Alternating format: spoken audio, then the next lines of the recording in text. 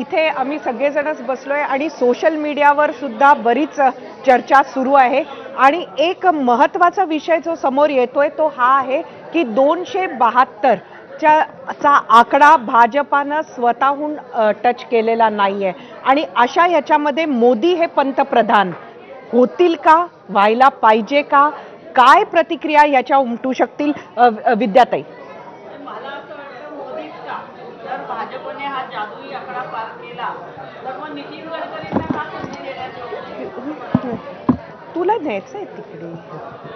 नाही, मला असं वाटतं की आपण नेहमीच पुन्हा तिसऱ्यांदा नरेंद्र मोदी असं आपण जे म्हणतोय त्याच्यापेक्षा यावेळेस मला वाटतं नितीन गडकरी खऱ्या अर्थाने जे भाजप म्हणते विकास विकास विकास, तो विकास जर नितीन गडकरींनी सिंहाचा वाटा असेल त्यांचा, तर मला असं वाटतं भाजप जर सत्तेत येणार असेल तर मग नितीन गडकरींचा विचार केला जावा अशी माझी इच्छा आहे. पण मला असं वाटतं आमचं इंडिया आघाडीचं सरकार येईल अशी अपेक्षा मी या ठिकाणी व्यक्त करते. नक्कीच इंडिया आघाडीचं सरकार येईल अशी त्या अपेक्षा बाळगतात आहेत. खूप चांगला आकडा इंडिया आघाडीनं टच केलेला आहे. मात्र जे आकडे दिसतात आहेत त्यात अगदी सध्या जे इतर मध्ये आहेत ते सुद्धा आले तरी सरकार बनवण्याचा फिगर येत नाही. त्यामुळे मी जयू भटकरांना विचारते की हे कसं साध्य होईल? कसे राजकारणात काही होऊ शकतं. म्हणजे 2019ला आपण पाहिलंय कशा पद्धतीनं या ठिकाणी संघटन झालं आणि प्रत्येक पक्षाची ध्येय धोरणं एक विशिष्ट ठरलेली असतात. पण ज्या पद्धतीनं काँग्रेस, शिवसेना हे सगळं एकत्रीकरण झालं, विचारधारा वेगळी होती. मला असं वाटतं की आताही उद्यापासून ज्या पद्धतीनं NDA आणि इंडिया आघाडीच्या सगळ्या बैठका दिल्लीमध्ये होत आहेत, नितीश कुमारांनी कोणच्याशी बोलणं झालं, शरद पवार साहेब कोणच्याशी बोलले, ह्या सगळ्या घडामोडीत जसं आत्ता जे विद्याताई म्हणाल्या की जसं आपण दैनंदिन जीवनात म्हणतो की व्यक्तीपेक्षा संस्था मोठी असते, तशा व्यक्तीपेक्षा आणि उमेदवारापेक्षा पक्ष मोठा असतो. तर मला असं वाटतं की नितीन गडकरी हे सर्व देशामध्ये, सर्व भाषिकांमध्ये एक आदरार्थी आणि आपुलकीचं व्यक्तिमत्व. नक्कीच सुरेश भटावरे, मी आपल्याकडे येते. नितीन गडकरींचं नाव हे अशा पद्धतीनं समोर आता आपल्या 2 पॅनलिस्टनी आणलं, खरंच त्याची चर्चा कुठंतरी होईल असं वाटतंय का? असं आहे, नरेंद्र मोदींना जे काही आम्ही पत्रकारांनी दिल्लीत पाहिलंय त्याप्रमाणे ते पूर्वी गुजरातमध्येही मुख्यमंत्री होते. ॲब्सोल्यूट मेजॉरिटी त्यांच्या पक्षाला नसली तर ते स्वतः मुख्यमंत्री किंवा पंतप्रधान होण्याच्या स्पर्धेमध्ये स्वतःला कितपत मानतात याविषयी मला शंका आहे. आणि त्यांच्या पक्षामध्ये असं आहे की नरेंद्र मोदी जेव्हा पंतप्रधान झाले तेव्हा राष्ट्रीय स्वयंसेवक संघानेच त्यांची उमेदवारी पुढे आणली होती. आणि आता अशी परिस्थिती आहे की देशामध्ये भाजपच्या पुढे अनेक प्रश्न आहेत. या निवडणुकीचे अंतिम निकाल येईपर्यंत माझ्या माहितीप्रमाणे आता जे आपण डोळ्यासमोर आकडे दिसत आहेत ते पण बऱ्यापैकी बदललेले असतील. त्यावेळेला भाजपच्या नेतृत्वामध्ये एकूणच त्यांना बदल करायची वेळ येईल आणि अशा वेळेला फ्रंट रनर फक्त गडकरीच आहेत. ते भाजपचे नेते म्हणून सत्ता त्यांच्यापर्यंत जाईल की नाही हे शेवटच्या आकड्यांवर ठरेल.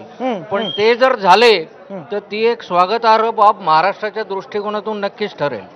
नक्कीच सगळ्यांना सगळे जण स्वीकार करतील असं नेतृत्व नितीन गडकरींचं राहील असं आपण म्हणत आहात. मात्र सध्या इंडिया आघाडी ही सरकार बनवण्याचा प्रयत्न करणार असं जे सांगितलं जात आहे ते खरंच कितपत शक्य आहे? आपण कसं आकलन करता हेमलताजी? हा प्रश्नाचं उत्तर आपण घेऊया, पण एक अत्यंत महत्त्वाची अपडेट हातामध्ये येते. नवनीत राणा यांचा अमरावतीमध्ये पराभव झालेला आहे. चौरंगी लढत होती अमरावतीमध्ये. नवनीत राणा विरुद्ध बळवंत वानखेडे विरुद्ध दिनेश भूप विरुद्ध आनंदराज आंबेडकर अशी लढत अमरावतीमध्ये पाहायला मिळत होती आणि अमरावतीमध्ये नवनीत राणा या पराभूत झालेल्या आहेत. तर बळवंत वानखेडे काँग्रेसचे उमेदवार, महाविकास आघाडीचे उमेदवार यांच्या गळ्यात विजयाची माळ पडताना आपल्याला पाहायला मिळते. काही प्रमाणात ही चौरंगी लढत महागात पडली का, हा प्रश्न आता इकडे उपस्थित होतोय. अमरावतीचे अपडेट्स आपण पाहतोय. बळवंत वानखेडे हे विजयी झालेले आहेत. खरं तर 2019 मध्ये अपक्ष उमेदवार होत्या नवनीत राणा. शरद पवार यांनी पाठिंबा दिलेला होता आणि त्या पाठिंब्यावरती नवनीत राणा निवडून आलेल्या होत्या. पण त्याच्यानंतर त्यांच्या राजकीय संपूर्ण प्रवासाची वाटचाल ही हिंदुत्वाच्या दिशेनं झाली. मातोश्री बाहेर हनुमान चालीसा पठणाचा सगळा प्रकार राज्यामध्ये बराच गाजला. त्यानंतर त्यांना अटक देखील करण्यात आली होती. बऱ्यापैकी चर्चेत नाव राहिलं होतं त्यानंतर नवनीत राणा यांचं. आणि त्यानंतर 2024 मध्ये भाजपनं त्यांना तिकीट दिलं. कमळाच्या चिन्हावरती नवनीत राणा या निवडणुकीच्या रिंगणात उतरलेल्या होत्या, पण त्यांना पराभवाची धूळ चाखावी लागतेय. बळवंत वानखेडे हे अमरावतीमध्ये विजयी झाल्याचं चित्र आपल्याला पाहायला मिळत आहे. आपण पुन्हा एकदा चर्चेकडे जाऊयात. सरिता मॅमनी प्रश्न विचारला होता. मी ताराचंद मस्केंकडे आता जाते, कारण प्रज्ञा तू जी अपडेट दिली ती अत्यंत इंटरेस्टिंग आहे.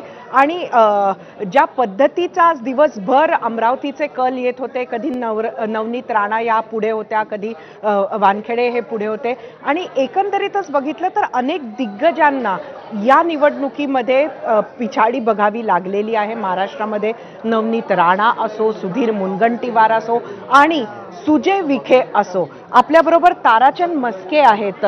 सुजय विखे यांचा पराभव हा खूप मोठा फटका भाजपासाठी मानला जाईल. नगर जिल्ह्यामध्ये एक विखे पाटील एक मोठं घराणं आहे.